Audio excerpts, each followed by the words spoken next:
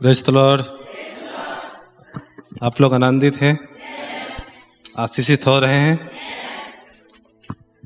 और लगातार हम लोग उपवास प्रार्थना में आज तीसरा दिन है और परमेश्वर हमें अद्भुत से आशीष कर रहे हैं और हमें आत्मा में आनंदित कर रहे हैं और हमें मजबूत कर रहे हैं। एक दूसरे को हाथ मिला के बोलेंगे कि आप आशीषित हैं, परमेश्वर आपके साथ में है। आमीन। ठीक है, हम लोग छोटा सा प्रार्थना करते हैं फिर आगे बढ़ेंगे। आंख बंद करेंगे। प्रभु आपको धन्यवाद देते हैं इस सुंदर समय के लिए। प्रभु जी फिर से आपके अनुग्रह में परमेश्वर पिता तीसरा दिन प्रभु जी उपस्थित होने के लिए सहायता किया है और प्रभु इस समय अद्भुत प्रभु जी आप अपनी उपस्थिति में प्रभु जी लेकर चलिए और आपके अद्भुत वचनों से प्रभु हम सबों से बातचीत कर और तेरा भरे अभिषेक बहने पाए और दुष्ट की सारी युक्ति योजना दूर होने पाए और प्रभु जी पवित्र आत्मा हर एक के आँख कान समझ बुद्धि पूरी से खुला रहने पाए और प्रभु हम आशीषित हो तेरी महिमा करने पाए। अनुग्रह कर। पूरे समय को तेरे हाथ में देते हुए इस प्रार्थना को हमारे उद्धारकर्ता प्रभु यीशु मसीह के नाम से करते हैं। आमीन। हाँ। बोलो यीशु मसीह की, राजाओं की राजा की। तो अभी जो परिस्थिति चल रहा है हमारे देश में और हमारे राज्य में, हमारे अगल बगल में, तो ऐसे स्थिति परिस्थिति में प्रभु के लोगों को मजबूत होना, आत्मा में मजबूत होना बहुत ज़रूरी है। अगर हम लोग मजबूत नहीं होंगे प्रभु में तो ऐसे स्थिति परिस्थिति में हम लोग डगमगा सकते हैं या प्रभु से दूर हो सकते हैं और परमेश्वर के साथ आगे नहीं बढ़ सकते हैं। दुष्ट अपने जोरों में पूरे ताकत लगाकर काम कर रहा है और दुष्ट को अपने पैरों तले रखना है या उसको हरा के रखना है तो हमें मजबूत होना बहुत ज़रूरी है। देश देश में जब लड़ाई होता है तो जो देश ताकतवर रहता है वो दूसरे देश को हरा देता है और जो देश ताकतवर रहता है वो अपने ऊपर बड़ा भरोसा करता है कि मैं इसको हरा दूंगा और वो घमंड से भी बात करता है। लेकिन दूसरे देश जो कमज़ोर रहता है वो जानता है अपने ताकत को कि मैं उसके सामने ज़्यादा कुछ नहीं कर सकता, तो वो ज़्यादा कुछ बोलने नहीं पाता है। जैसे अभी यूक्रेन और रूसिया का युद्ध अभी तक चल रहा है और यूक्रेन को पूरा बर्बादी कर दिया है बोल सकते हैं रूस। और ऐसे एक कमज़ोर और एक ताकतवर के बीच में जब लड़ाई होता है तो कमज़ोर देश ऐसे ही चुपचाप रह जाता है बोल सकते हैं या कुछ करने नहीं पाता है। चाइना एक देश हम लोग जानते हैं चाइना को, और वो पहले इतना ताकतवर नहीं था। जापान उसको कई बार उसको बहुत हमला कर चुका है और उसके ऊपर बहुत कुछ दबाव डाल चुका है। लेकिन चाइना एक बात को सीखा। वो क्या सीखा कि मुझे अपना ताकत बढ़ाना है, मेरा देश एक ताकतवर देश होना चाहिए। उसमें वो बहुत काम किया, बहुत ज़ोरों से काम किया और उसका जितने हथियार है लड़ाई के लिए, उसकी सैनिक शक्ति है, टेक्नोलॉजी में इतना वो डेवलप किया और आर्थिक क्षेत्र में भी वो देश बहुत डेवलप किया। और अभी वो स्टेज में खड़ा हुआ है चाइना कि अमेरिका भी चाइना के खिलाफ में बोलेगा तो सोच समझ के बोलेगा, या कोई भी देश चाइना के खिलाफ में बोलेंगे तो एक बार सोचेंगे। इतना आसानी से किसी का हिम्मत नहीं है कि चाइना को ऐसे ही कुछ भी बोल दे, क्योंकि वो अपना ताकत को बढ़ाया है और वो जानता था कि ताकत बढ़ाऊंगा तो और दूसरे देश लोग दूसरे देश इतना आसानी से मुझे कुछ नहीं कर सकता। और आज चाइना एक अलग पोजीशन में खड़ा हुआ है, उसका बात का महत्व रहता है अभी पृथ्वी में। हालेलुया। वैसे इजराइल छोटा सा देश है, लेकिन वो इतना ताकत अपना ताकत बढ़ाया है कि उसके चारों तरफ का देश इजराइल को कुछ बोलते तो रहते हैं लेकिन करने नहीं पाते। और इजराइल जाके क्या क्या करके आ जाता है, क्योंकि जो ताकतवर रहेगा उसके सामने बाकी बाकी सब हार मानेंगे ही मानेंगे। Praise the Lord, hallelujah.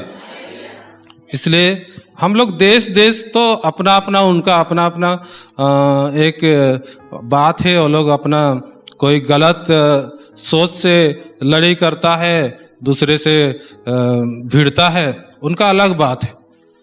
लेकिन प्रभु में हम लोग जो अपना ताकत को बढ़ाएंगे या बलवंत होंगे, वो केवल दुष्ट का सामना करने के लिए, दुष्ट को हराने के लिए और जीवन जीने के लिए, प्रभु में चलने के लिए। हालेलुया। ताकत बढ़ाना है, हाँ, ताकत बढ़ाना नहीं रहता तो हम लोग हमको वचन जरूरत नहीं पड़ता। वचन इसलिए हमें चाहिए क्योंकि हमें आत्मा में ताकतवर होना पड़ेगा, बढ़ाना पड़ेगा। इसलिए हम लोग आज इस बात को देखेंगे, प्रभु में बलवंत बनो। प्रभु में हम लोग को बलवंत बनना है, सामर्थी बनना है। हम लोग वचन को पढ़ेंगे, इफिसियों 6 का 10 पद को हम लोग पढ़ेंगे। इफिसियों 6 अध्याय और उसका 10 पद।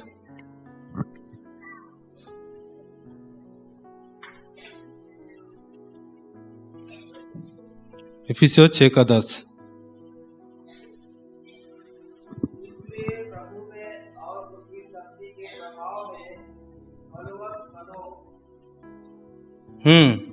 इसीलिए प्रभु में और उसकी शक्ति के प्रभाव में बलवंत बनो। प्रभु में बलवंत बनो।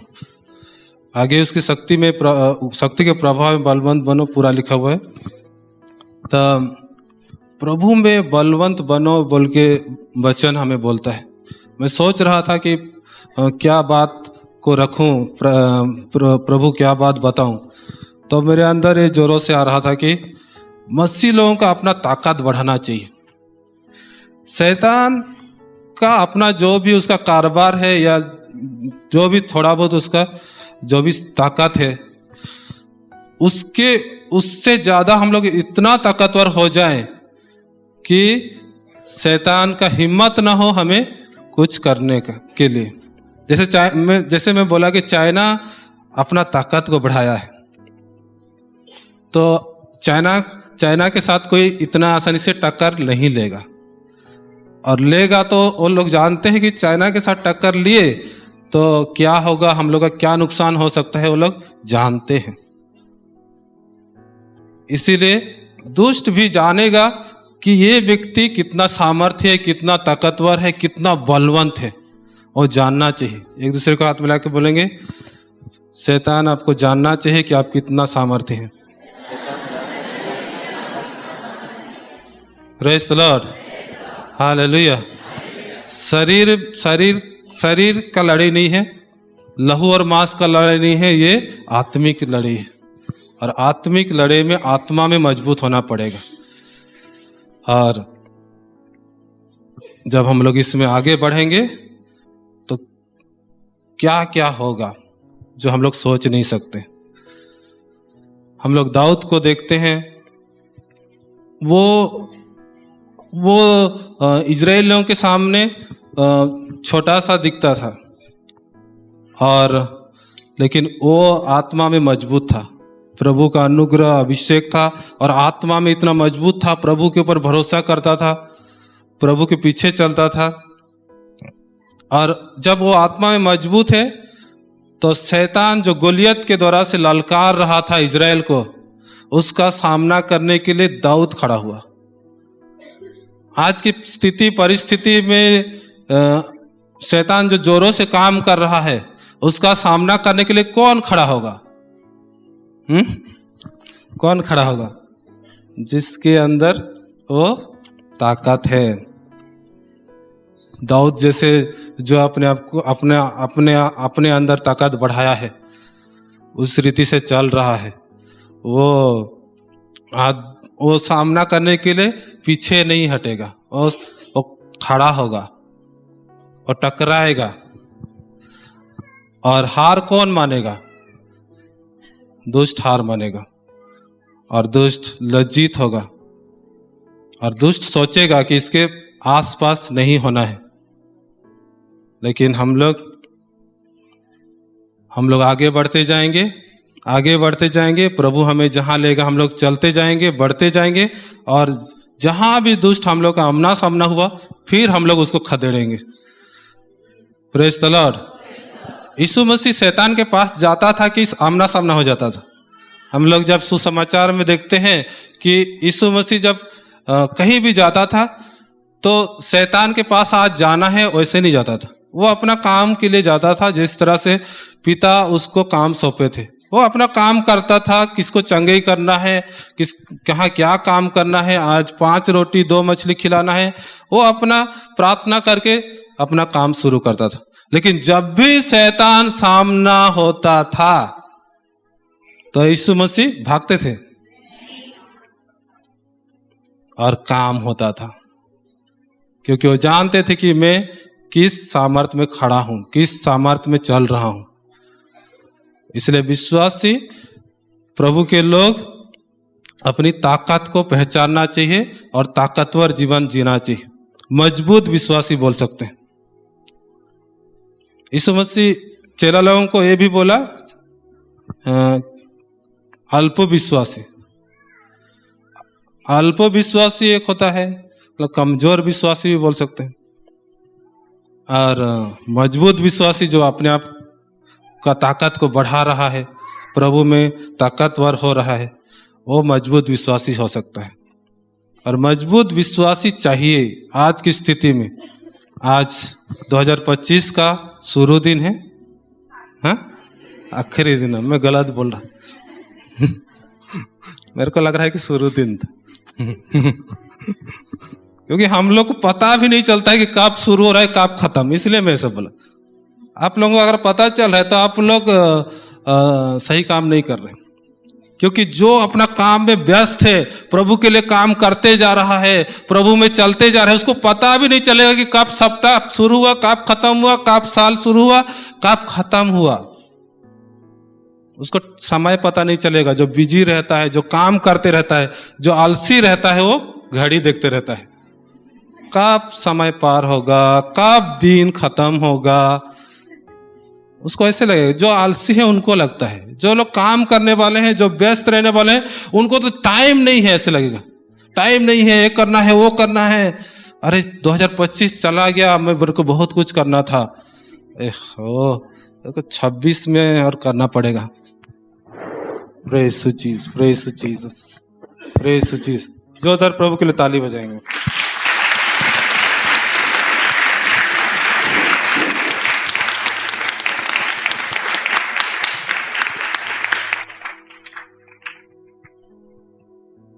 तो हम लोग देखेंगे किस तरह से हम लोग बलवंत होंगे, उस विषय में कुछ बातों को हम लोग सीखेंगे। कई बातों को हम लोग जानते हैं, बहुत सारे बातें हैं, लेकिन जो प्रभु मुझे समझ दिया है उस अनुसार कुछ बातों को हम लोग देखेंगे, सीखेंगे। प्रभु में बलवंत होने के लिए पहला बात प्रार्थना का जीवन होना चाहिए। प्रार्थना का जीवन सही रहना चाहिए, और इस बात को प्रभु यीशु मसीह अच्छी तरह से जानते थे। और हम लोग जो लोग बाइबल पढ़ते हैं, इस बात को गौर किए होंगे कि यीशु मसीह का प्रार्थना का जीवन, प्रेयर लाइफ बहुत मजबूत था, स्ट्रांग था, और प्रार्थना का महत्व को जानते थे। और वचन तो खुद वही थे, उसके अंदर तो वचन भरा हुआ था। उसको मुझे नहीं लगता कि उसको बाइबल पढ़ना पड़ता होगा, खुद ही बाइबल है। वचन कौन है? यीशु मसीह खुद है। उस समय तो नया नियम नहीं था, पुराना नियम था, लेकिन उसको खोल के बताते भी थे। आराधनालय में किताब खोल के, व्यवस्था निकाल के प्रभु बताते थे, उनको सिखाते थे। उनको माने किताब नहीं खोल के भी प्रभु बता सकते थे, क्योंकि उसको हर वचन पता है, खुद वचन है। लेकिन क्यों ऐसे करते थे? क्योंकि सब कोई बाइबल खोले। जो खुद वचन है वो व्यवस्था और ऐसे भविष्य वक्ताओं का किताब खोल के बताते थे आराधनालय में, और हम लोग बड़ा महारथी बन जाते हैं कि बहुत लोग बाइबल ही ठीक से पढ़ते नहीं है या खोलते नहीं। एक चर्च में मैं कई बार गया हूँ, हम लोग एक ब्रांच में, तो एक भाई का बाइबल वहीं पर रह जाता था, वो चर्च में। तुम देखा एक बाइबल वहां पड़ा हुआ है ऐसे कोना में, गांव साहब का तो ऐसे दीवार सब गैप रहता है ऊपर में, तो ऐसे में और रख दिया है बाइबल। तो किसका बाइबल है? तो एक दीदी बोली वो उसका बाइबल है, वो लीडिंग करता है, आराधना लीडिंग करता है वो व्यक्ति का। तो फिर वो बाइबल क्यों नहीं लिया? नहीं, वो हमेशा भूल जाते हैं, लेकिन वो लीडिंग करने समय ये वचन, वो वचन, ये पद, वो पद इतना बताएंगे, इतना बताएगा, क्यों वचन ही बहुत माने उसका अंदर है ऐसे लगेगा, लेकिन वो अपना बाइबल भूल जाता है। इसका मतलब क्या है? वो बाइबल को ध्यान नहीं देता, खोलता नहीं है, पढ़ता नहीं है। वचन मेरे को इतना याद है, इतना याद है, लेकिन मैं जानने पाया कि ये बहुत डेंजर पोजीशन में। जो अपना बाइबल को ध्यान नहीं देता है, जितना भी पद बोल लो, बहुत डेंजर में वो व्यक्ति है, क्योंकि शैतान उसको अपना चाल में फंसा लेगा। और उस समय तो मैं उसको कुछ नहीं बोला, लेकिन मैं जानता था कि अगर ये नहीं ठीक ठाक करेगा तो उसको मैं बोलने नहीं पाया, क्योंकि वो सामना सामनी नहीं हुआ। ठीक ठाक नहीं किया तो बहुत मुश्किलें पड़ेगा, मेरे को पता था। और कुछ समय के बाद मेरे पता चला कि वो व्यक्ति और चर्च ही नहीं आता है, प्रभु से भी दूर है। तो इसलिए जितना भी वचन आप जान लो, अपना बाइबल के साथ आपका ठीक से क्या बोल सकते हैं, ठीक से आपका रिश्ता भी बोल सकते हैं डेली का। जैसे आप लोगों से मिलते हैं, प्रेज द लॉर्ड बोलते हैं, उठते साथ आपका प्रार्थना और वचन डेली हम अपना जीवन में होना चाहिए। Hallelujah, praise the Lord. Yeshu Masih खुद वचन से भरा हुआ व्यक्ति, खुद वो वचन है, वो किताब से ही, बाइबल से ही बताते थे। इसलिए प्रभु जब ऐसे करते थे तो हम लोग को और ज्यादा करना चाहिए। प्रभु प्रार्थना का जीवन व्यतीत करते थे और लगातार प्रार्थना करते थे, और प्रार्थना का जीवन उसका बहुत मजबूत था। और मार्कुस रचित सुसमाचार में लिखा हुआ है कि वो उठते ही प्रार्थना में चले जाते थे। एक अध्याय में शायद मार्कुस रचित सुसमाचार एक अध्याय हम लोग निकालेंगे, मैं बता रहा हूँ, एक अध्याय और उसका 35 पद, 35 मार्कुस 1 का 35।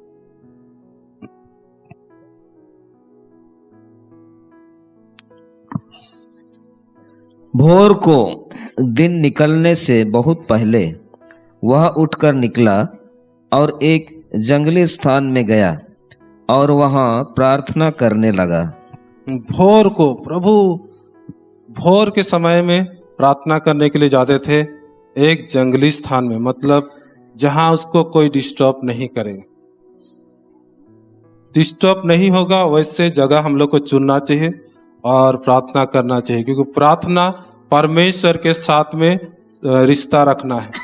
परमेश्वर के साथ में व्यक्तिगत बैठना, उपस्थिति में बात करना होता है, इसलिए परमेश्वर जो महान है, सृष्टिकर्ता है, वो सबसे ऊंचे स्थान में विराजमान परमेश्वर है, सबसे इम्पोर्टेंट है। वो प्रधानमंत्री से हर व्यक्ति से इम्पोर्टेंट है।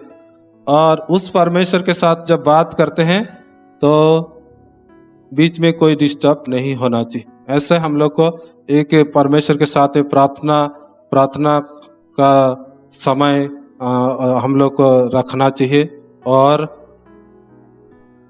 जब हम लोग ऐसे करेंगे तो हमारे जीवन में परमेश्वर अद्भुत काम करेंगे। यीशु मसीह जानते थे कि मुझे सबसे अलग होकर पिता के साथ कुछ समय व्यतीत करना है, और पिता के साथ अगर समय नहीं गुजारेंगे तो आगे सामर्थ्य रूप से काम नहीं कर सकते।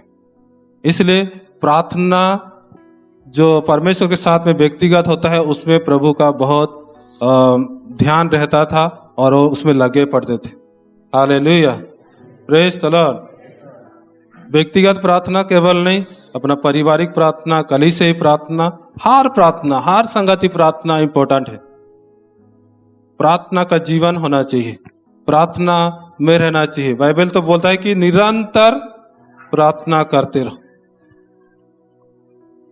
और हर प्रकार से प्रार्थना करो, ये भी लिखा हुआ है, हर प्रकार से। अन्य भाषा से अंदर प्रार्थना करते रहते हैं, कहीं भी जाते हैं, रास्ता में भी हम लोग प्रार्थना कर सकते हैं, अंदर अन्य भाषा में प्रार्थना कर सकते हैं। अन्य भाषा बहुत अच्छा गिफ्ट है प्रभु की ओर से, हम लोग कहीं भी प्रार्थना कर सकते हैं। एक गवाही, एक बहन का, उसको कोई उठा के ले जा रहे थे, तो गाड़ी में वो अन्य भाषा से ऐसे प्रार्थना करने लगी मुंह खोल के, कि उनको क्या हुआ, कैसे हो, और उनका मन कैसे हो गया, उनको छोड़ छाड़ के भागे उतार के। तो ताकत देखिए कैसे काम होता है। और प्रार्थना बहुत कुछ कर सकता है। हालेलुया। और अन्य भाषा को तो लोग समझेगा ही नहीं, क्या बोल रहा है, गाली दे रहा है कि अच्छा बोल रहा है कि क्या कर रहा है, उनको कुछ समझ में नहीं आएगा, और अंदर काम करते जाएगा। क्योंकि अन्य भाषा जो होता है परमेश्वर के साथ में ऐसे मने हम लोग को कनेक्ट करता है कि प्रभु ही हम लोग को ऐसे अंदर से बात करवाता है कि जो सही है, प्रभु जो चाहता है वही हम लोग अन्य भाषा से बोलेंगे। वो प्रार्थना इधर उधर का बात नहीं होगा, पूरा करेक्ट एक बात जो प्रभु चाहता है वही होगा, वही आत्मा हमसे करवाएगा। क्योंकि आत्मा से प्रार्थना होता है, और वो आत्मा का प्रार्थना कभी भी अपना इच्छा वाला प्रार्थना नहीं होगा, वो आत्मा का इच्छा वाला प्रार्थना होगा। इसलिए अन्य भाषा को हम लोग को और बढ़ाना चाहिए। मैं जब अभी भी करता हूं, और जब शुरू जब अन्य भाषा में पाया तो बहुत इतना खुशी लगा अन्य भाषा जब शुरुआत में मिला मेरे को। क्योंकि अन्य भाषा के लिए मैं तरस रहा था कि मेरे को मिले बोल के, और जब मिला तो इतना आके घर में, चर्च से आके, संडे को ही मेरे को मिला चर्च में ही, और आके इतना प्रार्थना किया, इतना अन्य भाषा बोला, जब तक पेट दर्द नहीं हुआ और मैं पूरा सो गया, और बैठने का ताकत नहीं रहा। उतना करके मेरा मैंने बोल सकते हैं अन्य भाषा का शुरुआत हुआ। और ऐसे ही करते मैं चलते अभी तक कर रहा हूँ, और बड़ा आनंद लगता है।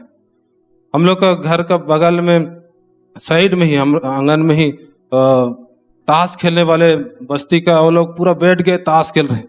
मैं रूम में खिड़की थोड़ा खोल के वो लोग को सुनाई दे, जैसे इतना जोर से अन्य भाषा बोलने लगा। वो लोग क्या ताश खेले, एक्का दुक्का जो भी वो लोग बोल रहे हैं, मैं रवा खबा इतना बोला, हाँ चलो यहाँ से, अच्छा नहीं लग रहा है। तो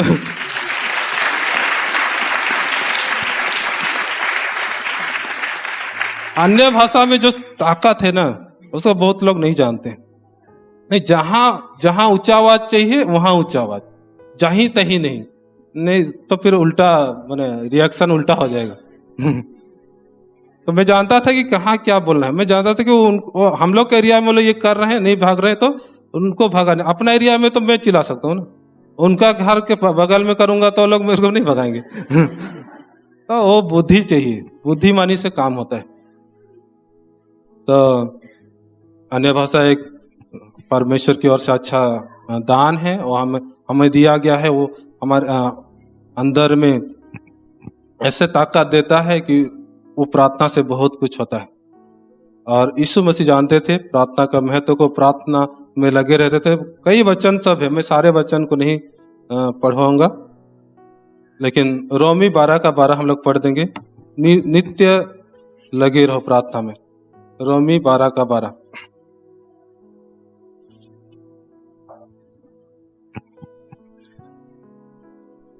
आशा में आनंदित रहो, क्लेश में स्थिर रहो, प्रार्थना में नित्य लगे रहो। आशा में आनंदित रहो, क्लेश में स्थिर रहो। अभी जो समय चल रहा है क्लेश तो हमेशा है, लेकिन जो अभी का परिस्थिति है वो एक अलग परिस्थिति है। समय समय में अलग अलग परिस्थिति आते रहा है। इस समय एक अलग परिस्थिति है, लेकिन वचन बोलता है प्रार्थना में नित्य लगे रहो। और प्रार्थना में नित्य लगे रहेंगे तो उसके क्लेश का सामना हम लोग करने पाएंगे, खड़े होने पाएंगे। परिस्थिति में हम लोग गिरेंगे नहीं, लेकिन आगे बढ़ेंगे। आमीन। इसलिए प्रार्थना का महत्व है, और प्रार्थना को मजबूत करने की जरूरत है, और मजबूत करने की जरूरत है।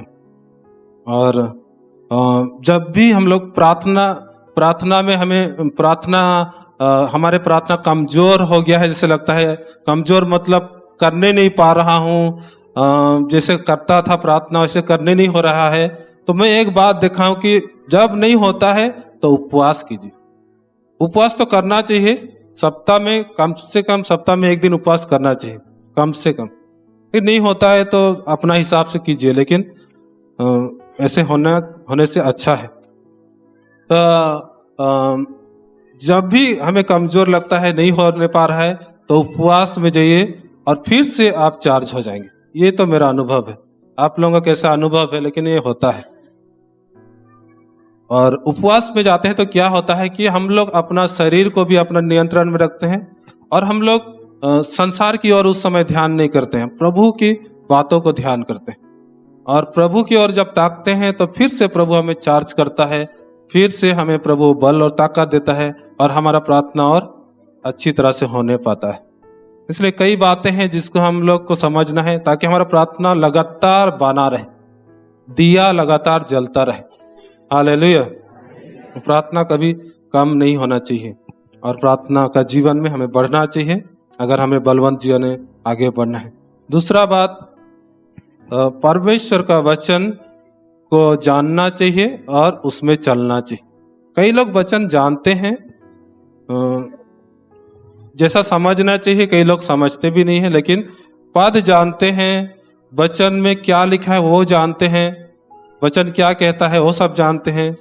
बाइबल बंद करके वो लोग कितना वर्ष बोल सकते हैं, लेकिन वचन में क्या ताकत है, क्या कर सकता है, उसको भी बहुत लोग नहीं जानते हैं, और कई बातों को नहीं समझते, और जिससे वो लोग चलने भी नहीं पाते हैं सही रीति से।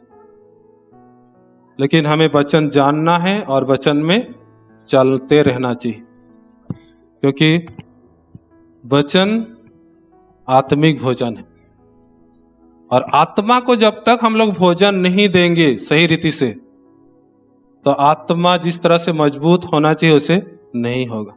शरीर के लिए भोजन जितना परिमाण में चाहिए उतना भोजन शरीर को देना है, वो भी शरीर के हिसाब में। एक 5 साल का बच्चा को 5 साल का बच्चा और 21 साल का जवान, वो दोनों में भोजन का परिमाण अलग रहेगा कि दोनों एक ही जैसे खाएंगे? तो हम लोग जिस तरह से आत्मा में बढ़ते जाते हैं, धीरे धीरे बढ़ते जाते हैं, तो हम लोग का समझ और बढ़ना चाहिए, वचन और ज्यादा आना चाहिए। वचन का समझ, वचन का प्रकाशन सब बढ़ना चाहिए। अगर नहीं बढ़ रहा है तो हम लोग वही छोटे बच्चे का भोजन खा रहे हैं, दूध पी रहे हैं। जन्म होते ही कोई बच्चा को अगर मीट खिलाया जाए तो क्या होगा? बच्चा का तो जो होगा सो होगा। आपको पीट पीट के डॉक्टर भी गाली देगा और परिवार वाले भी गाली देंगे, पीटेंगे, क्या हो जाएगा पता नहीं। ये पागल है बोल देंगे, और क्या। कोई ऐसे नहीं करता है। जब एक व्यक्ति प्रभु में बढ़ता है तो धीरे धीरे एक एक बात समझते समझते बढ़ता है। कई भूल उसके जीवन में होता है, गलती सब होता है, धीरे धीरे बढ़ता है। फिर भोजन बढ़ाना पड़ता है। भोजन बढ़ेगा कैसे? वो प्रकाशन भी चाहिए, समझ चाहिए। वो आएगा कहाँ से? पवित्र आत्मा से ही आएगा। लेकिन पवित्र आत्मा के साथ में हमें संबंध ठीक रखना है। पवित्र आत्मा कब आता है? जब हम यीशु को ग्रहण करते हैं, तभी ही पवित्र आत्मा आ जाता है। देखिए यहाँ लिखा हुआ है, शायद इफिसियों में होगा, मैं निकाल के आपको बता रहा हूँ। छाप लगा, पवित्र आत्मा का छाप लगा, इफिसियों में ही है, 1 अध्याय इफिसियों की पत्री, और उसका 13 पद हम लोग पढ़ेंगे। इफिसियों 1 का 13 पद। और उसी में तुम भी, जब तुमने सत्य का वचन सुना, तो तुम्हारे उद्धार का सुसमाचार है, जो तुम्हारे उद्धार का सुसमाचार है, और जिस पर तुमने विश्वास किया, प्रतिज्ञा किए हुए पवित्र आत्मा की छाप लगी। पवित्र आत्मा की छाप लगी। जब हम लोग प्रभु को ग्रहण करते हैं, पवित्र आत्मा का छाप लग जाता है। वचन बोलता है कि बिना पवित्र आत्मा के कोई भी यीशु को प्रभु नहीं कह सकता। 1 कुरिन्थियों 12 का 3 में लिखा हुआ है, बिना पवित्र आत्मा के, पवित्र आत्मा के बिना कोई भी यीशु को प्रभु नहीं कह सकता। तो पवित्र आत्मा हमें मिला हुआ है प्रभु को ग्रहण करने के समय, और पवित्र आत्मा के साथ हमारा चलना कैसा है, उसके साथ रिश्ता कैसा है, वो मायने रखता है कि हम लोग वचन में बढ़े। पवित्र आत्मा के साथ अगर हम लोग का रिश्ता सही है तो हमें प्रकाशन देगा, समझ देगा, भेद की बातों को खोलेगा और हम लोग को बढ़ाएगा। पवित्र आत्मा बढ़ाएगा और बढ़ाते जाएगा। हम लोग सियाना होते जाएंगे, बालक नहीं रहेंगे, सियाना होते जाएंगे। कई लोग 10 साल तक चर्च आते हैं, 10 साल हो जाता है, लेकिन वो ऐसे लगता है कि वो लोग नया विश्वासी है। उनके बातों से कैसे पता चलता है? उनके बातों से, उनके चाल चलन से, उनके कार्य से पता चलता है कि लोग नया हैं या वो लोग आगे बढ़ रहे हैं। कई लोग वैसे ही रह जाते हैं। जो बच्चा नहीं बढ़ता है उसको बोलते हैं बावना। क्या बोलते हैं? बावना, समझ रहे हैं? हाँ, या जोकर बोल सकते हैं, बावना। और बावना, लेकिन उसको भी दुनिया ऐसे कर दिया है कि उसका भी एक अलग काम करवा दिया है, वो उसमें वो लोग पैसा कमा रहा है। बावना लोग जोकर बन के क्या क्या और करके दुनिया अपना कर रहा है। लेकिन प्रभु में वो बावना नहीं चलेगा, प्रभु में बढ़ना होगा। प्रभु हमें बढ़ाना चाहता है और वो इतना सियाना बनाना चाहता है कि हम लोग दुष्ट की युक्ति को समझे, दुष्ट की योजना चाल सबको हम लोग समझने पाए और उसका सामना करने पाए। यहाँ लिखा हुआ है, देखिए मैं आप लोगों को बता रहा हूँ, कुरिन्थियों में होगा, 2 कुरिन्थियों की किताब और उसका 2 अध्याय, 2 कुरिन्थियों और उसका 2 अध्याय और 10 और 11 पद हम लोग पढ़ेंगे। 2 कुरिन्थियों 2 अध्याय उसका 10 और 11 पद। जिसका तुम कुछ क्षमा करते हो उसे मैं भी क्षमा करता हूँ, क्योंकि मैंने भी जो कुछ क्षमा किया है, यदि किया हो तो तुम्हारे कारण मसीह की जगह में होकर क्षमा किया है, कि शैतान का हम पर दांव ना चले, क्योंकि हम उसकी युक्तियों से अनजान नहीं।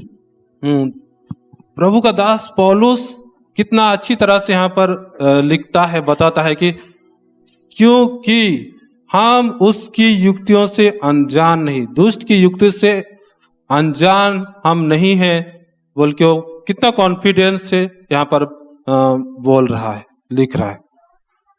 क्यों समझने पाया? क्योंकि आत्मा में उसका वैसे चलना है, पवित्र आत्मा के साथ ऐसे उसका संबंध है, और प्रकाशनों में, समझ में वो बढ़ रहा, वैसे बढ़ा हुआ है और बढ़ रहा है। प्रभु के सेवक वो कितना सटीक लिखता है कि उसकी युक्तियों से अनजान नहीं। हम लोग, कौन लोग बोल सकते हैं कि शैतान का युक्ति को मैं समझ रहा हूं? शैतान का युक्ति को अगर समझ जाएंगे, कोई देश दूसरा देश का युक्ति को समझ जाएगा कि उसके खिलाफ में वो क्या करने वाला है, उसका दुश्मन क्या करने वाला है उसके खिलाफ में, तो वो चुप बैठेगा। हाँ, आपको कोई मारने वाला है, आपको पता चल गया, तो आप चैन से सोते रहेंगे? हाँ? नींद आएगा? कि प्रभु में है बोल के छोड़ो, जो देखा जाएगा, चैन से सो।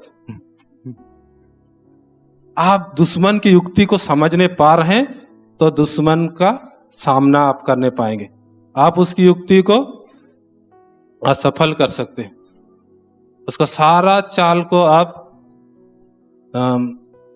सबको खत्म कर सकते हैं। इजराइल क्या करता है, वो उसका कोशिश यही रहता है कि वो मेरे खिलाफ में क्या करने वाला है, वो देश क्या सोच रहा है, ये क्या करेगा, वो क्या करे, उसके लिए बहुत उसी में ज्यादा जोर लगाता है। और लोग तो इजराइल को ये करेंगे वो करेंगे बोलते रहते हैं, वो तो वही सब पता लगाते रहता है, और जब उसको पता चल जाता है कि ये मेरे लिए खतरा है, वो मेरे लिए खतरा है, जाके पहले उसको 2-3 थप्पड़ दे देता है। थप्पड़ मतलब हमला करता है, मैं समझाने के लिए थप्पड़ बोल रहा हूं। वो जाके उसको हमला करके उसको क्या क्या करके चला आता है, फिर वो लोग निंदा करते रहते हैं, और ये कर देंगे वो कर देंगे बोलते हैं, लेकिन कोई कुछ करने नहीं पाता है, क्योंकि इजराइल का ताकत को जानते हैं। थोड़ा बहुत करेंगे लेकिन ज्यादा कुछ कर नहीं पाएंगे। Hallelujah, praise the Lord. युक्तियों को हम लोग जब जान जाएंगे ना, तब जयवंत का जीवन अच्छा, उसमें हम लोग बढ़ने पाएंगे। प्रभु हम लोग को जयवंत का जीवन दिया है, हारा हुआ जीवन नहीं दिया है। बहुत लोग हारा हुआ जीवन जीते हैं और हमेशा सोचते रहते हैं, चिंता करते रहते हैं कि मेरे जीवन में ये क्यों हो रहा है, मेरे जीवन में वो क्यों हो रहा है, ये क्यों हुआ, वो क्यों हुआ, कितना सारे बात सोचते रहते हैं। लेकिन हम लोग जब शैतान की युक्ति को समझेंगे और शैतान की युक्तियों को असफल करेंगे, आगे बढ़ते जाएंगे, प्रभु हमें उठाते जाएगा और प्रभु की महिमा को हम लोग देखने पाएंगे। Hallelujah, praise the Lord. और सच में इसीलिए हमें वचन में ऐसे बढ़ना है, ऐसे हमें समझ में बढ़ना है कि दुष्ट की युक्तियों को हम लोग समझे और उससे हम लोग बचे रहें। यीशु मसीह और शैतान यीशु मसीह का परीक्षा कैसे किया? परीक्षा करने के लिए शैतान जब आया तो ही वचन को ही लेकर किया, दूसरा कुछ शैतान नहीं लाया, वचन को लेकर आया। और किसके पास वचन को लेकर आ रहा है? जो खुद वचन है। मुझे तो कई बार लगता है बाइबल पढ़ने समय कुछ कुछ बातों को, शैतान को इतना भी समझ नहीं है कि जो वचन है उसी के पास वचन ला रहे।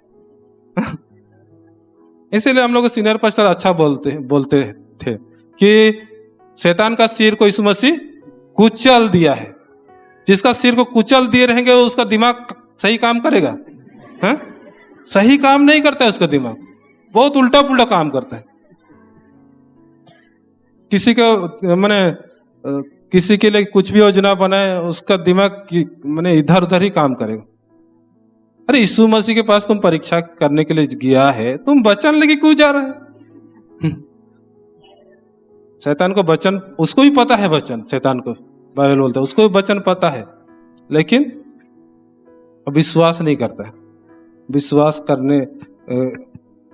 करने के जैसे वो नहीं, वो सब कुछ खो चुका है, उसको नरक ही जाना है, उसके लिए उद्धार नहीं है। और वचन लेके गया जब यीशु मसीह के पास, तो यीशु मसीह भी वचन से ही सामना किया। शैतान एक वचन बोलता है, यीशु मसीह और एक वचन बोलता है, सब वही व्यवस्था से ही, उसी के अंदर से। शैतान भी उसी के अंदर से उठा रहा है, शैतान भी करेक्ट उठा रहा है, यीशु भी करेक्ट उठा रहा है। शैतान को लग रहा है हार माने उसका जो कोशिश है यीशु मसीह को फंसाने का, उसमें शैतान हार जा रहा है। फिर और एक वचन शैतान उठाता है, यीशु मसीह और एक वचन उसके ऊपर में उठाता है,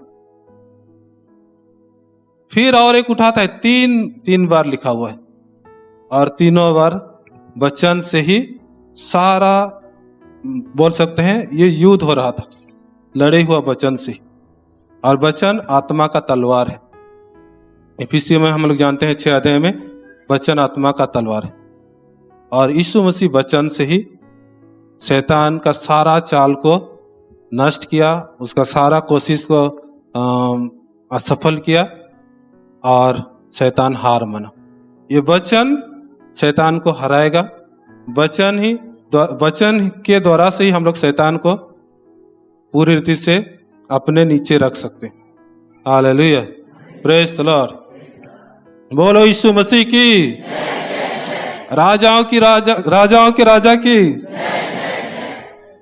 बहुत लोगों को सुबह भी नींद लगता है, नहीं? कई लोगों को सोते हुए दिखाई दे रहे, ऊपर से तो दिखाई देगा ना, यहाँ से नहीं दिखाई दे, और सुबह भी नींद लगता है। तो सोने कौन सुलाता है वचन सोने समय? ये पास्टर।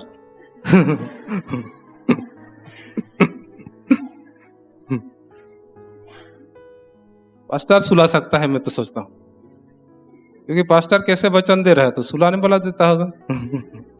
एक प्रभु के दास बोले कि मैं चर्च में कुछ नहीं बोलता हूं कोई सोने से। क्यों? उसका कारण है, अरे भाई दुनिया में इतना टेंशन है, कम से कम चर्च में सोने तो पा रहा है एक आदमी। मेरे को उसका बात सुन के ये भी एक अच्छी बात है, कम से कम उस चैन से शांति तो मिला है उसको। ये भी कोई बुरा बात नहीं है। लेकिन उसका चर्च के विषय में जब जानकारी लिया ना, उसका चर्च में कोई सोने ही नहीं पाता है। सच में उसका चर्च में कोई सोने ही नहीं पाता है, क्योंकि लोग बैठने तक नहीं पाते। कि सोएंगे कहां से? कैसे नींद? कोई व्यक्ति सोएगा कैसे? जब बैठेगा। खड़े खड़े कोई सो लेगा तो क्या होगा? कोई खड़े खड़े भी सोते हैं, तो नींद लगता है तो खड़े हो जाइए। खड़े होकर वचन सुनना कोई माने ऐसे कुछ है कि खड़े होकर नहीं सुन सकते? हाँ, खड़े होकर भी सुन सकते हैं। इसलिए देखिए वचन सुनने समय मैं किस तरह से सतर्क हूं कि नहीं, कि आंख लग जा रहा है। वचन सुनने में ही रुकावट करेगा कुछ। इसलिए खड़े हो जाए। शरीर को आप अपना नियंत्रण में नहीं रखेंगे तो वो वो आपको नियंत्रण में अपने ले लेगा, सुला देगा। Praise the Lord. उपवास में तो नींद कहाँ आएगा, लेकिन तो फिर भी उपवास में भी सोते हैं। हालेलुया, बोलो यीशु मसीह की। तो वचन बहुत इंपॉर्टेंट है, और वचन में हम लोग रहेंगे तो दुष्ट हार मानेगा। तीसरा बात, मैं जल्दी आगे जाऊंगा। संगति, ये सब आप लोग जानते हैं। मैं पास्टर तो यही बात सबको बता रहे हैं बोल के बहुत लोग क्या सुनना है, तो लेकिन जरूरी सब है। तीसरा बात है संगति, फेलोशिप। चर्च का संगति हुआ, फैमिली का संगति हुआ, और पास्टर लोगों का संगति हुआ, अच्छे लोगों के साथ संगति हुआ। फेलोशिप अच्छा रखना चाहिए। बहुत लोग चर्च संगति रखते हैं, पास्टर लोगों से कुछ मतलब नहीं रखते। ऐसे विश्वासी लोगों को मैं देखा हूँ, चर्च आना जाना कर रहे हैं लेकिन और कुछ मतलब नहीं। पास्टर कुछ सलाह दे, कुछ बताए उसको, और कुछ सुनना भी नहीं। और लोग का क्या सोच रहता है, मैं चर्च जा रहा हूँ, प्रभु को खुश कर रहा हूँ, हुआ ना, और क्या करना है, वैसे सोच रखते हैं।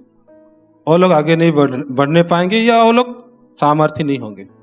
जो सामर्थ्य प्रभु हमें बनाना चाहता है, वो सामर्थ्य व्यक्ति नहीं बन सकते। इसलिए चर्च का संगति भी, प्रभु के सेवक लोगों के साथ भी सही रिश्ता, और परिवार के साथ भी सही रहना है, विश्वासी लोगों के साथ सही रहना है, अच्छा संगति में रहना है।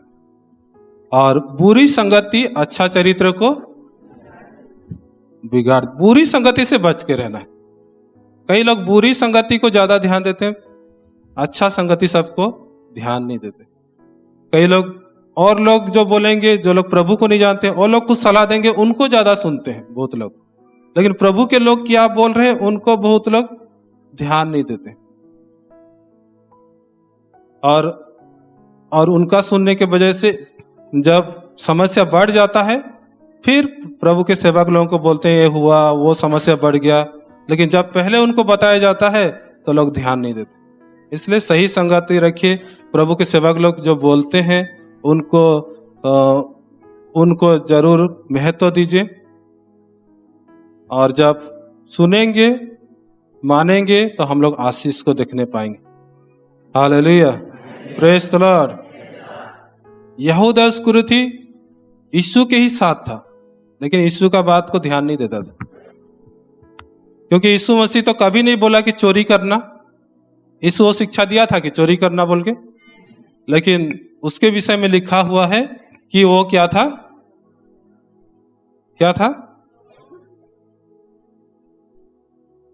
यहूदा इस्करियोती चोर था बोल के लिखा हुआ है। क्यों यहूदा इस्करियोती वो काम कर रहा था?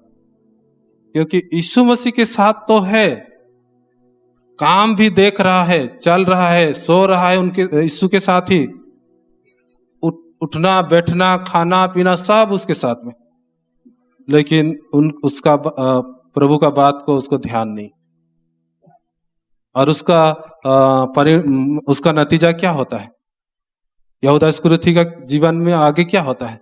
प्रभु में आगे और नहीं रहने पाता है, उसका जीवन नाश हो जाता है। जैसे कुछ समय के लिए सब ठीक रहेगा, कुछ समय के लिए सब कुछ में आशीषित हो लगेगा, वो भी प्रेरितों में गिना जाता था। लेकिन जब प्रभु का बातों को ध्यान नहीं किया तो उसका जीवन अच्छा नहीं रहा। आज बहुत लोग, कुछ समय के लिए सब ठीक चल रहा है, कुछ आशीष दिख रहा है, प्रभु के दासों को नजरअंदाज कर रहे हैं, कई बातों को नजरअंदाज कर रहे हैं, लेकिन आगे चल के अच्छा नहीं होगा। सब दिन वैसे ही सब आशीष नहीं दिखाई देगा। एक समय आएगा सब कुछ बिगड़ जाएगा। जीवन ऐसे हो जाएगा कि उस दिन जितना भी पछताने से भी कुछ होने नहीं पाएगा। ऐसे भी हो सकता है। बहुत बहुत बहुत बहुत देर हो जाएगा। इसलिए देर ना हो, प्रभु के साथ हम लोग अच्छा रहें, अच्छा संगति में रहें, बात सुने, माने, आगे बढ़ें, आशीषित हो। हालेलुया। हम लोग कांसपाल में कई बार सिखाए देने के विषय सिखाए। तो ऐसे होते होते कुछ लोग कुछ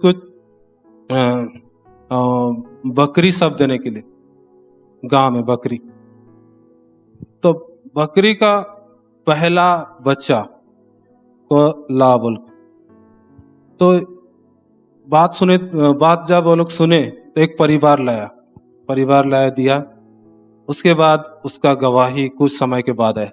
जो बकरी मैंने वो जब दिया तो बकरी जो बच्चा देता है वो साल में जितना देता था पहले उससे ज्यादा देने लगा। और बढ़ोतरी होने लगा। फिर और दूसरा परिवार दिया, उसका भी बढ़ोतरी होने लगा। तो कोई सोच सकता है कि ऐसे करने से बढ़ोतरी होगा? कई लोग क्या बकरी मांग रहे हैं पास्टर लोग, ऐसे लगे। लेकिन जब सुने वो लोग और आशीष को देखे, अरे ऐसे ऐसे हो रहा है, तो और ज्यादा बकरी क्यों ना देगा? हाँ? और पास्टर बकरी चराएगा? हाँ, चराना पड़ेगा। कौन चरा देगा? आप लोग तो मेरे लिए नहीं चरा देंगे ना। Praise the Lord, hallelujah. बकरी ज्यादा होगा तो चराना ही तो पड़ेगा। तो मैंने बहुत लोग पास्टर प्रभु के सेवक लोगों की बात को हल्का में लेते। कुछ बात जब बोला जाता है तो उसको करके देखिए।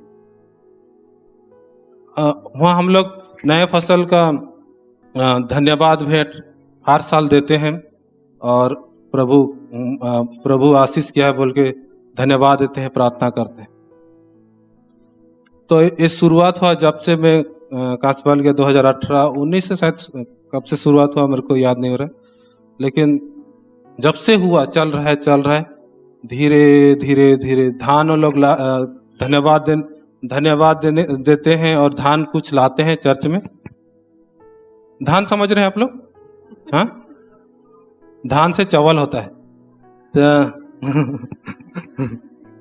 सब कुछ जानते हैं। मेरे को ही आप लोग क्या क्या बोलोगे? कैसा पास्टर है?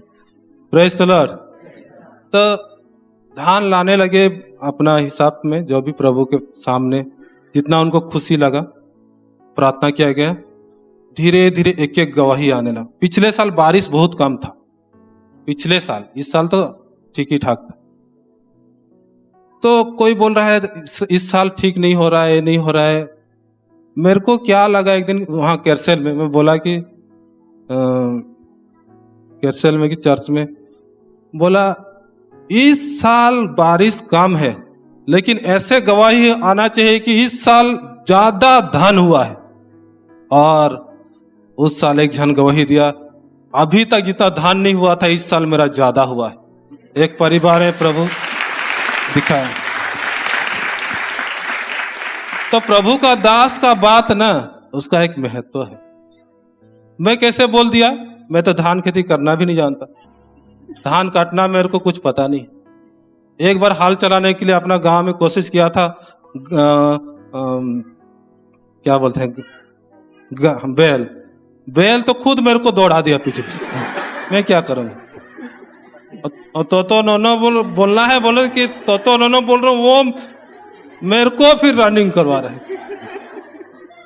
नहीं होगा मेरे से। उस समय ट्रैक्टर का उतना यूज नहीं करते थे, हुआ ही नहीं। मेरे को खेती बाड़ी उतना कुछ पता नहीं। लेकिन प्रभु का बात लेकर जब मैं ये बात को कुछ हम लोग पूरे चैलेंज करते हैं, क्योंकि हम लोग प्रभु के लोग हैं। अरे वो सब बारिश काम दुनिया का स्थिति हम लोग के लिए नहीं है। अकाल था, लेकिन एलिया के लिए अकाल नहीं है, उसके लिए कौवा आएगा। हम लोग के लिए कौन आएगा? हम लोग के लिए भी कौवा आएगा। आज प्रभु नहीं करेगा? हा? बारिश नहीं हो तो क्या हुआ? हा? प्रभु क्या करेगा, कैसे करेगा, वो करेगा। विश्वास तो करो। विश्वास ही नहीं करता। अरे पास्टर बोल रहा है विश्वास तो करो, तो जो विश्वास किया वो देखा। ऐसे होते होते होते इस साल एक जन गवाही दिया, विश्वास करके प्रभु के पास लाया। इस साल बहुत लोग गवाही दी। पहला एक ट्रैक्टर धन हुआ, फिर और आगे बढ़ा विश्वास से 2 ट्रैक्टर धन हुआ, फिर विश्वास में आगे बढ़ा 3 ट्रैक्टर इस बार।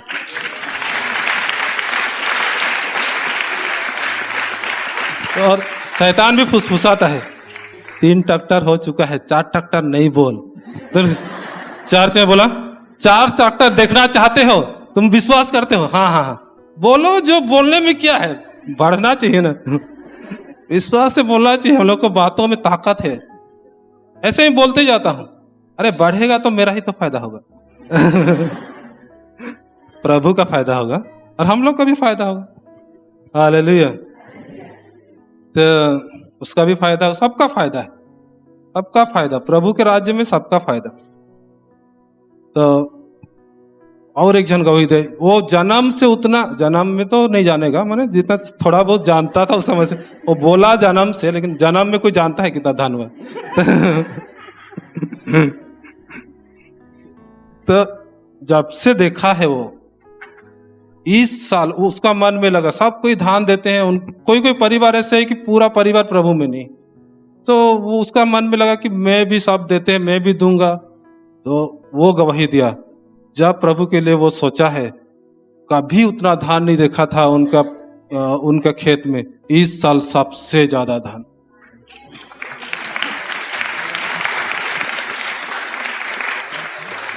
तो ये अच्छा संगति का असर होता है, बात मानने का असर होता है, प्रभु के सेवक लोगों का महत्व को जानने से होता है।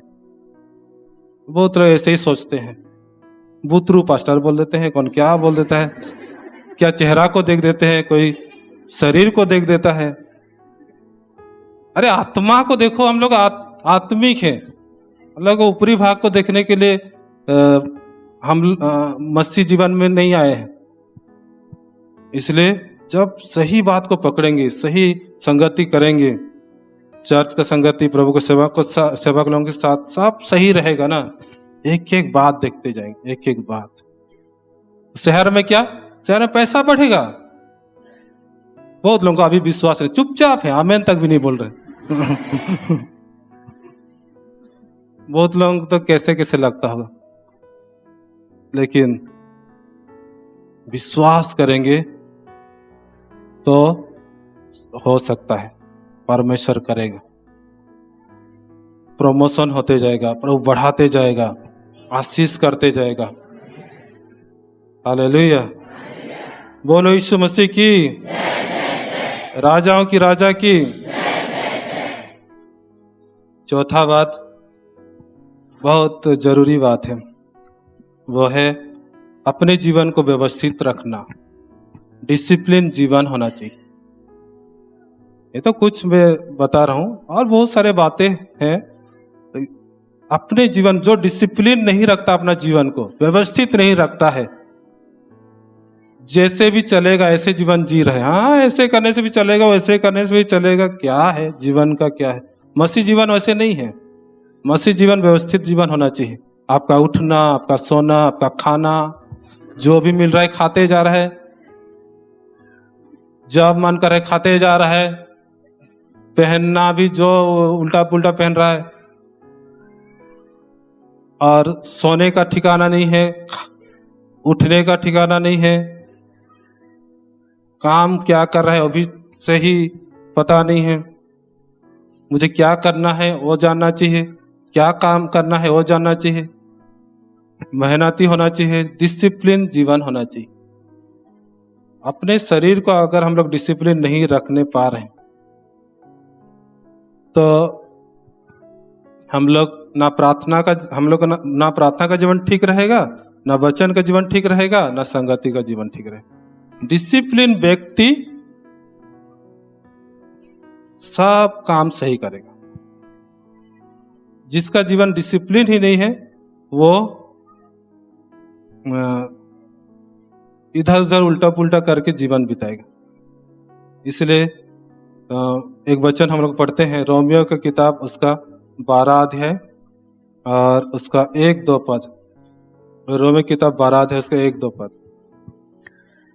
इसलिए हे भाइयों, मैं तुमसे परमेश्वर की दया स्मरण दिलाकर विनती करता हूँ कि अपने शरीरों को जीवित और पवित्र और परमेश्वर को भावता हुआ बलिदान करके चढ़ाओ, और यही तुम्हारी आत्मिक सेवा है। यही तुम्हारी आत्मिक सेवा है। अपना शरीर को बलिदान करके चढ़ाओ, यह है डिसिप्लिन। अपना शरीर का इच्छा पूरा मत करो, शरीर जो चाहता है वो मत करो, प्रभु जो चाहता है वचन के अनुसार जो सही है वो करो। डिसिप्लिन रखो, अपना शरीर को कंट्रोल में रखो। डिसिप्लिन और शरीर कंट्रोल रहना चाहिए, शरीर नियंत्रण में रहना चाहिए। इसीलिए पौलुस बोलता है, पहला कुरिन्थियों 9 अध्याय, उसको भी पढ़ेंगे। पहला कुरिन्थियों 9 अध्याय 24 से 27, 24 से 27।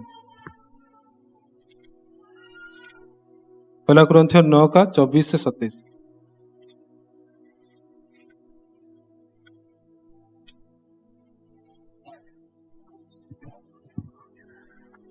क्या तुम नहीं जानते कि दौड़ में तो दौड़ते सभी हैं, परंतु इनाम एक ही ले जाता है। तुम फिर आगे वैसे पढ़ें। ही तुम वैसे ही दौड़ो कि जीतो। और हर एक पहलवान सब प्रकार का संयम करता है। वे तो एक मुरझाने वाले मुकुट को पाने के लिए यह सब करते हैं, परंतु हम तो उस मुकुट के लिए करते हैं जो मुरझाने का नहीं। इसलिए मैं तो इसी रीति से दौड़ता हूँ, परंतु लक्ष्यहीन नहीं। मैं भी इसी रीति से मुक्कों से लड़ता हूँ, परंतु उसके समान नहीं जो हवा पीटता हुआ लड़ता है।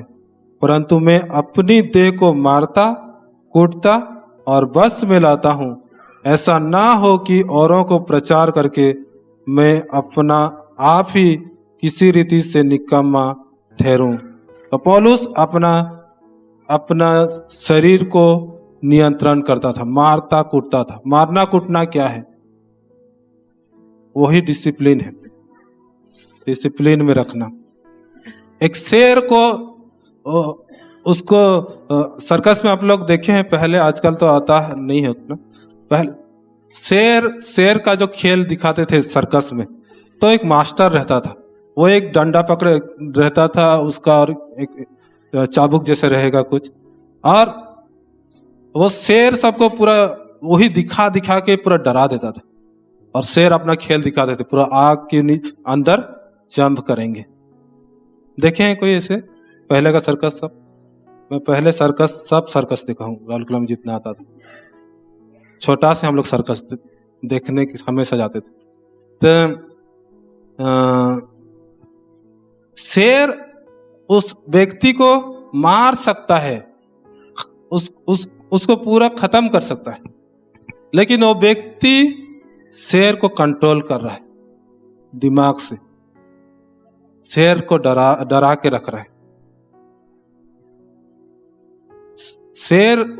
शेर को जब डरा सकता है एक व्यक्ति, उसको कंट्रोल में रख सकता है, तो अपने शरीर को हम लोग क्यों कंट्रोल नहीं रख सकते? हम शेर को डरा सकते हैं दिमाग लगा के। एक व्यक्ति ही तो उसको दिमाग लगा के इतना कुछ कर रहा है, तो हम अपना बॉडी, अपना जीवन को क्यों सही नहीं रख सकते? और जो शरीर इच्छा करेगा वही क्यों करेंगे? कोई किसी का तो खाने में बिल्कुल कंट्रोल नहीं। प्रभु में आने के बाद में प्रभु का ताकत में, प्रभु की सहायता से हम लोग कर सकते हैं, हो सकता है। इसीलिए बहुत लोगों का बीमारी बहुत अपने कारण से आया है। बहुत सारी बीमारी अपना खुद डिसिप्लिन नहीं रहने के कारण से आता है, शरीर को सही नहीं रखने के कारण से आता है। कोई तो नहाने को भी ढंग से नहीं करते, स्किन प्रॉब्लम होगा ही होगा, और बहुत सारे प्रॉब्लम हो। इसलिए ये तो बाहरी बात में बोल रहा हूँ, ये बाहरी बात हुआ अपना शरीर अच्छा रखना। लेकिन शरीर जो हम लोग को प्रार्थना करने में रुकावट करेगा, या प्रभु का वचन में हम लोग को ध्यान करने में रुकावट करेगा, इस सब के लिए कंट्रोल करना है। और कंट्रोल प्रभु के दास लोग करते थे। पौलुस इसीलिए लिखता है कि मैं मारता कूटता हूं। वो लोग कर नहीं पाते थे, कर सकते हैं हम लोग, इसलिए लिखा गया है। और जो लोग ऐसे अपने शरीर को कंट्रोल नहीं करता है, सही समय में उठना है, सोना है, उस सबको ध्यान नहीं करता है, तो उसका जीवन सही नहीं रहेगा, उलट पुलट जीवन रहेगा, सजाया हुआ जीवन नहीं रहेगा। और दूसरे को भी क्या सिखाएगा? खुद डिसिप्लिन में नहीं रहेगा। Praise the Lord, hallelujah. इसीलिए ये बात बहुत जरूरी है, डिसिप्लिन में रहने वाला बात। डिसिप्लिन में आज्ञाकारी भी होता है, जो हमें बड़ों से मिलता है, परिवार से मिलता है, प्रभु के लोगों से मिलता है, प्रभु के दास दासियों से मिलता है। जो व्यक्ति डिसिप्लिन है वो अधीनता में भी रहेगा, आज्ञाकारी रहेगा, और जो प्रभु का कार्य है उसको करने के लिए कभी भी वो पीछे नहीं हटेगा। कुछ भी करना है, चाहे चर्च में कुछ भी काम हो, और सब काम करने के लिए वो तैयार रहेगा। हालेलुया। मैं तो यही समझता हूं कि जब हम लोग सारे काम करने के लिए जो काम हमें मिला हम लोग करते आए तो आज यहां तक पहुंचने पाए हैं। मैं वो समझता हूं, वो उसका आशीष हमें मिला है, और प्रभु बढ़ा रहा है और सिखा रहा है, चला रहा है, और भी हम लोग बढ़ते जाएंगे। कुछ ना कुछ कमी, कुछ कमजोरी सबके जीवन में रहेगा, लेकिन वो सब से फिर आगे बढ़ते हुए, सुधारते हुए जो व्यक्ति आगे चलते जाता है वो उन्नति करेगा और प्रभु का कार्य को देखने पाएगा, प्रभु की महिमा को देखने पाएगा। Hallelujah, praise the Lord. Discipline रहेंगे, प्रार्थना का जीवन रहेगा, वचन का जीवन रहेगा, संगति का जीवन रहेगा, तब सामर्थी बनने के लिए पवित्र आत्मा का अभिषेक हमारे जीवन में जोरों से काम करेगा। मतलब अभिषेक ही ताकत देगा, लेकिन वो काम कब करेगा, ऐसे जीवन रहेगा तब जाके। अनडिसिप्लिन व्यक्ति के जीवन में अभिषेक क्यों काम करेगा, जो खुद डिसिप्लिन में ही नहीं रहता है।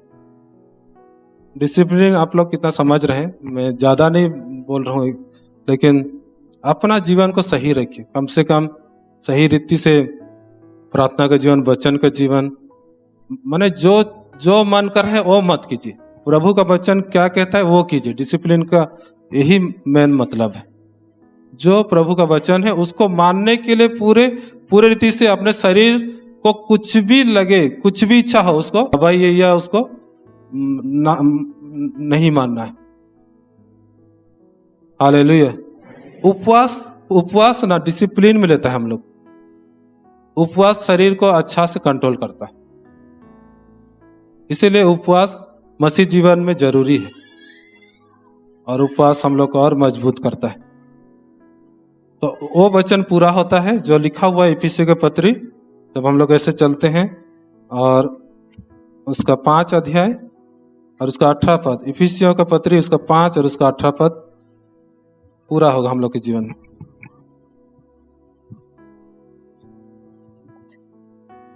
दाखरस से मतवाले ना बनो, क्योंकि इससे लुचपन होता है, पर आत्मा से परिपूर्ण होते जाओ। आत्मा से परिपूर्ण होते जाओ, ये हम लोग के जीवन में होगा।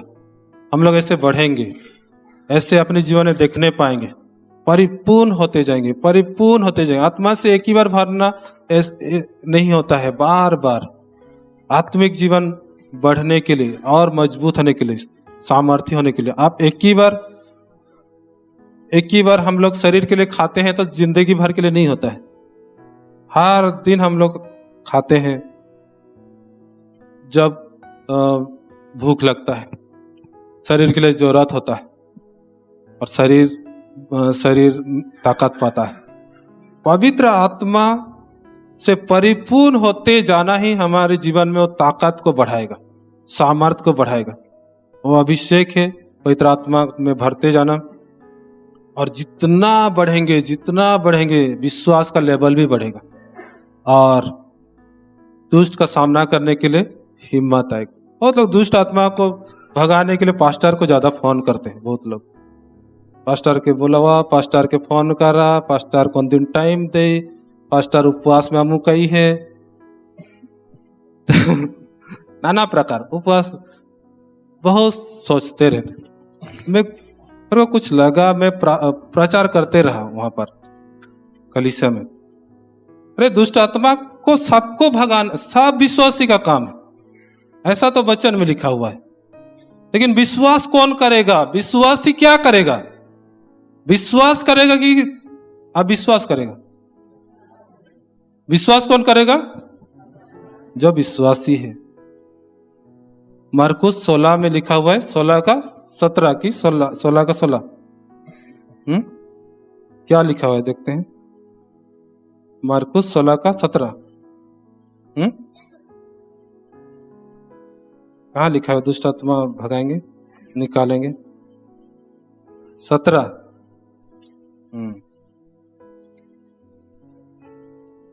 16 का 17। विश्वासी होने का चिन्ह।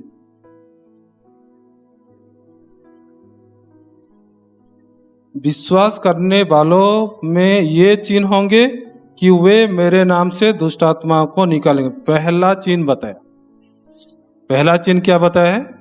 दुष्ट आत्मा को निकाल देंगे। कौन निकालेगा? दुष्ट आत्मा निकालने में अगर हम लोग आगे नहीं बढ़ रहे हैं तो फिर आगे और क्या बढ़ेंगे? क्यों भरोसा नहीं लगता है?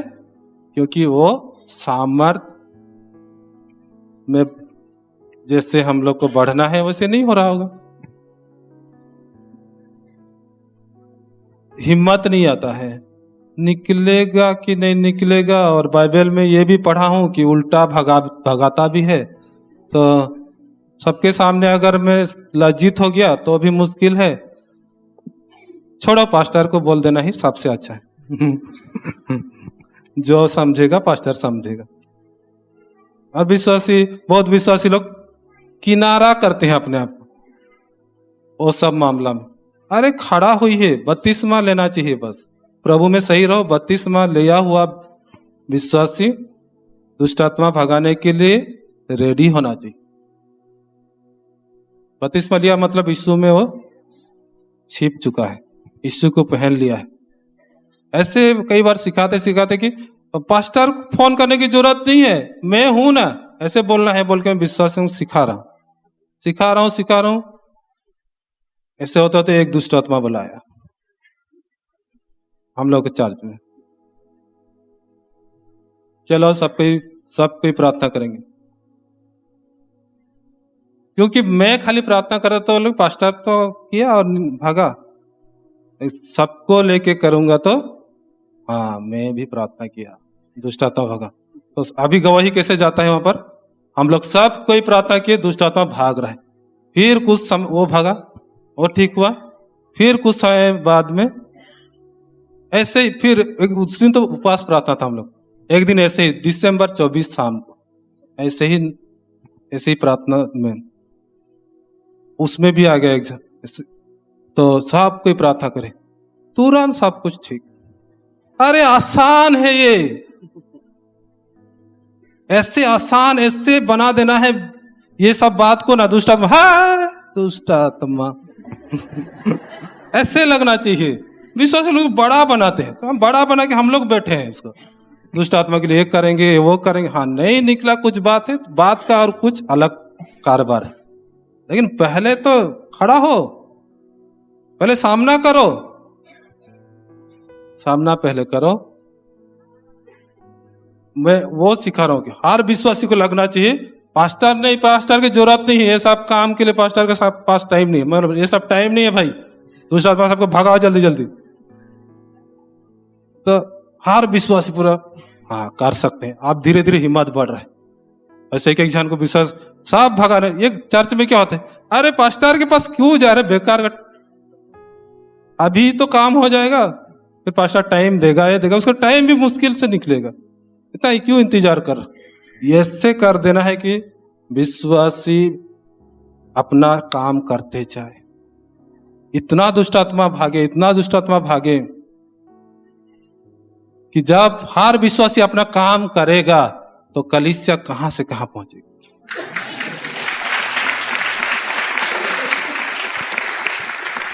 लेकिन बात ये रहा कि ये सब हो रहा है, नहीं होने पा रहा। क्यों? अरे अपने ऊपर भरोसा ही नहीं है। अपने ऊपर मतलब मेरे अंदर यीशु है, मेरे पास सामर्थ है। पहला यूहन्ना 4:4 में लिखा है कि जो संसार में उससे बड़ा जो मेरे अंदर है। जब तक वो हिम्मत नहीं आएगा ना, वो भरोसा विश्वास नहीं आएगा ना, खड़ा नहीं हो सकता। मुझे अभी वैसे नहीं लग रहा। दुष्ट आत्मा, ठीक है, देखा जाएगा जो होगा। अभी तक जितना भी सामना किया वहां पर कोई खड़ा होने ही नहीं पाया, अपने आप वो शांत हो जाता है। क्योंकि हम लोग जब तक अपने आप को नहीं बढ़ाएंगे, अपना सामर्थ्य को नहीं पहचानेंगे, ये सब वचन में जो लिखा है उसको पूरा होते हुए कैसे देखेंगे, कैसे होगा, कैसे कैसे कैसे बने वो सब काम को देखेंगे, प्रभु की महिमा को देखेंगे। हर बार पढ़ रहे हैं, सुसमाचार पढ़ रहे हैं, विश्वासी होने का चिन्ह, दुष्ट आत्मा निकालेंगे, लेकिन दुष्ट आत्मा वाला प्रभु भेजता है। कहीं पर कुछ बात आता है तो पास्टर के पास फोन घुमाते हैं। तो कहां से विश्वासी का चिन्ह दिखाएगा? तो पास्टर दिखा रहा है, क्योंकि पास्टर के पास भेज रहे हैं, पास्टर खड़ा हो रहा है, पास्टर सामना कर रहे हैं। पास्टर पास्टर पास्टर पास्टर का बहुत और भी काम। ये सब काम को विश्वासी लोग निपटाना चाहिए।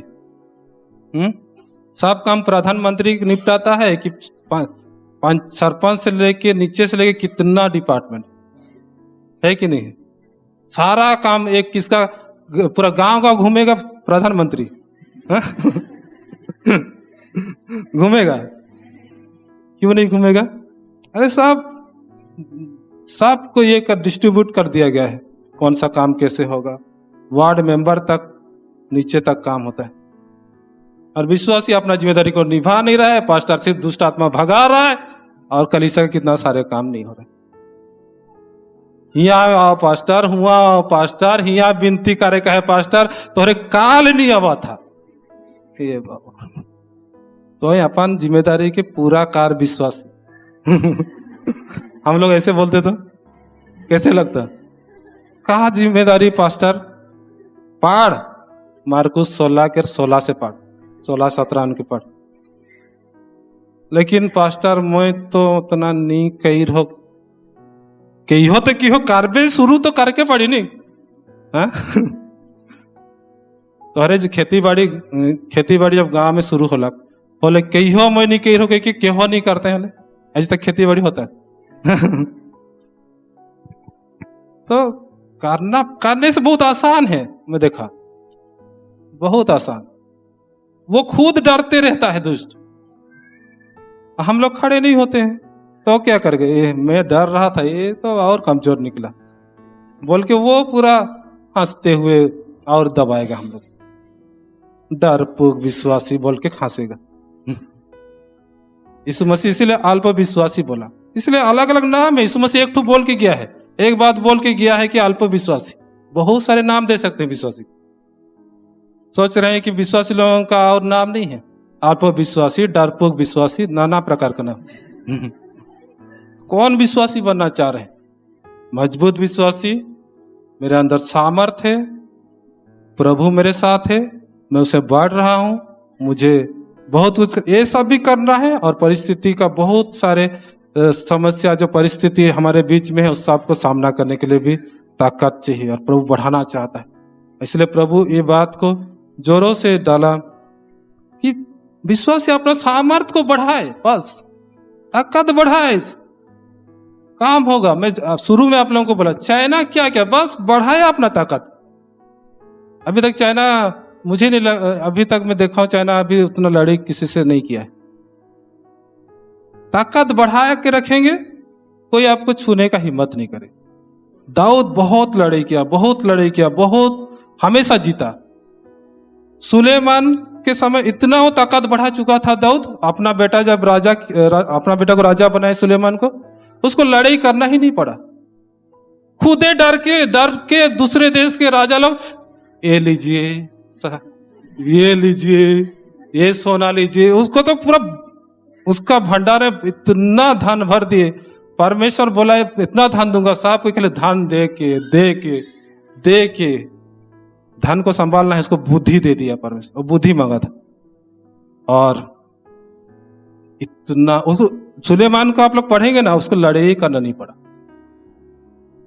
ताकत बढ़ा के बस खड़े रहना है, डरना नहीं। सामना करना है।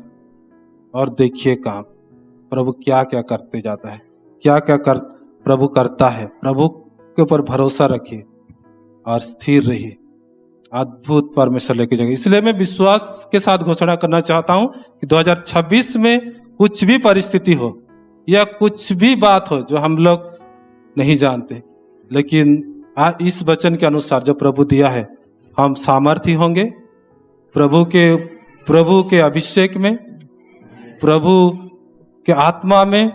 और इस साल हम लोग जीवन से बढ़कर जीवन जिएंगे और हम लोग परमेश्वर की महिमा को देखने पाएंगे।